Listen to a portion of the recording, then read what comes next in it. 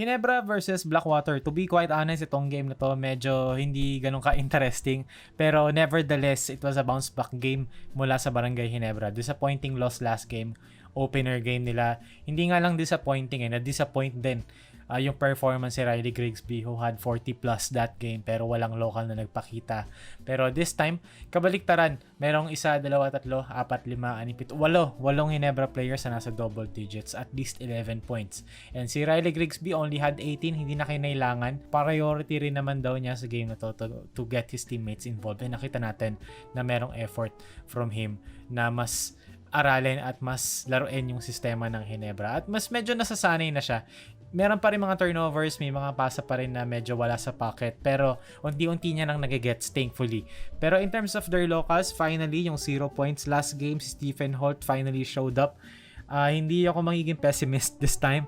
I hope masustain niya to and ma-realize niya na every time na nag-a-attempt siya at nakakascore siya, nanalo palagi ang Ginebra comfortably. Sana ma-realize niya yun kasi very important yung role niya. And hindi naman siya banu alam mo yun, hindi naman banu si Stephen Holt.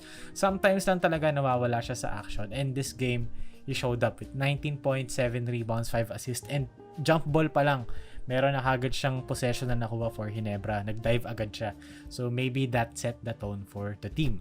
And for the others, Ralph Koo had 11, Pinto, consistent as usual. Troy Rosario had 11, Japet Aguilar had a good game, had 5 blocks as well. RJ, medyo komportable siya sa game na to, being guarded by RK Ilagan. Pero ang gusto ko talagang pag-usapan sa game na to, ang maiging talagang topic and main main spotlight, main highlight natin for today ay si Kemar Carino, who played 13 minutes mostly, or lahat second half pala. He had 11 points, 5 out of 7 shooting, had 7 rebounds, had a block, pero watching the game parang mas marami siyang nagulo na tira ng kalaban eh. Marami siyang na-influence dahil sa length niya. And yung rebounds, yeah, he had 7 pero parang mas marami habang pinapanood mo. Maybe a good sign yun, no? Na parang sa stats parang 11-7 pero when watching it kanina parang he had maybe 11 and 9 and 3 blocks. Parang ganun yung itsura kanina.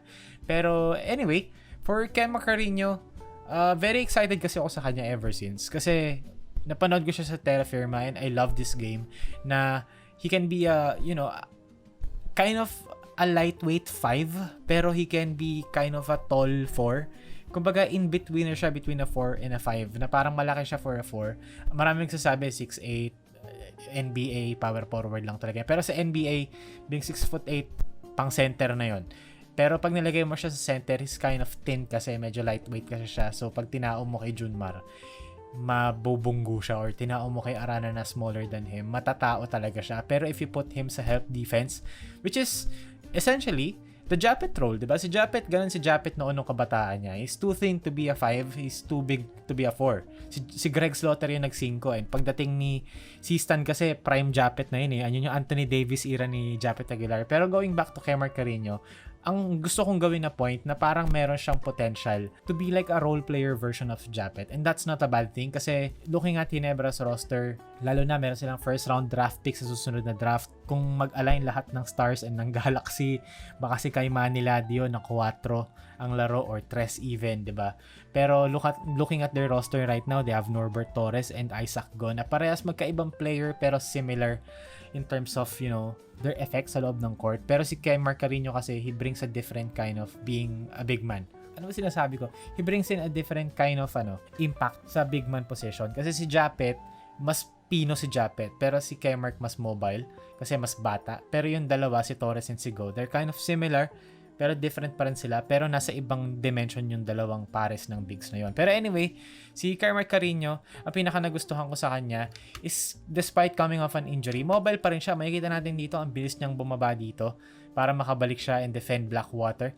Makikita natin dito is going to get the rebound. And yung length talaga niya for me is very important for Barangay Ginebra, especially sa 5 position. Minsan kasi nilalagay nila si Troy sa 5, and si Troy naman kasi, yes, he can be a 5, small ball 5, pero it would be perfect, diba, to have someone who is taller and lengthier para meron silang option na mas makapaglagay sila ng size. Kaya kagaya dito, 'di ba? May motor siya and meron siyang length. And si Troy can lurk around the rim, yung mga tapik-tapik na gano'n na Troy. Kumbaga nasa natural position si Troy, and Kemar Carino kaya niya mag-succeed being a 5 and being that tall lanky, high motor, stretch big for Barangay Ginebra. Na essentially that's Japet role, pero yun nga, role player version if si Kemar Carino. That's not a bad thing again. Kumbaga when I say na si Kemar Carino, may potential siya to be a role player version of Japet. Kumbaga complement yun. And in terms of scoring, again, the length, malaki na itutulong nun kay Kemar Carino to finish around the basket. Dito nagset ng Ginebra ng triangle offense. This is their classic sideline triangle. Pass to the top kay Stephen Holt. And si Kemar Carino dito sa pinch post. So, nasa scoring position si Kemar Carino rito sa pinch post. Stephen Holt, balik, pick and roll. Kind of a bad pass from Stephen Holt. Pero yung length nga ni Kemar, kaya sabay harap, hook shot, over the defense. And then dito naman, from inside now to outside, Riley Grigsby nagpo-probe sa may perimeter. Kemar Carino, alam niya kung saan siya pupunta, proper spacing, kind of a pick and pop. Again, shooting over the defense, being 6'8" or 6'9", being able to shoot na may ganyang klaseng tira, advantage yun for Barangay Ginebra. If hindi magandang matchup, kunyari yung Isaac Go, medyo mabagal si Go for the matchup, and si Norbert Torres medyo wala sa hulog, pwedeng ipasok, isaksak si Kemar Carino sa posisyon, sa loob ng court, and he brings in a different dimension, and brings in a different kind of impact sa big man position. Kumbaga ganun pa rin, kaya pa rin shoot, kaya pa rin naman mag-rebound, kaya pa rin mag-finish, pero iba yung pamamaraan, iba yung methodology nga, sabi nila. Same result pero different yung yung paraan. Iba yung kumbaga sa mathematic sa nung high school tayo, required pakita yung solution. Iba yung pag-compute niya. Hindi siya nag-PEMDAS. Hindi ako magaling sa math pero sana na-gets na yung aking metaphor. And again, kapag gusto mo siya na maging big man, 'di ba? Pag gawin mo siya ng big man things, dito nasa dunker spot siya. Riley Grigsby drew 2 defenders, alley-oop papunta kay Kemar Carino kasi late yung tag dito ni number 14. So again, ang haba-haba ni Kemar Carino rito, ilalagay na lang yung bola sa may ring.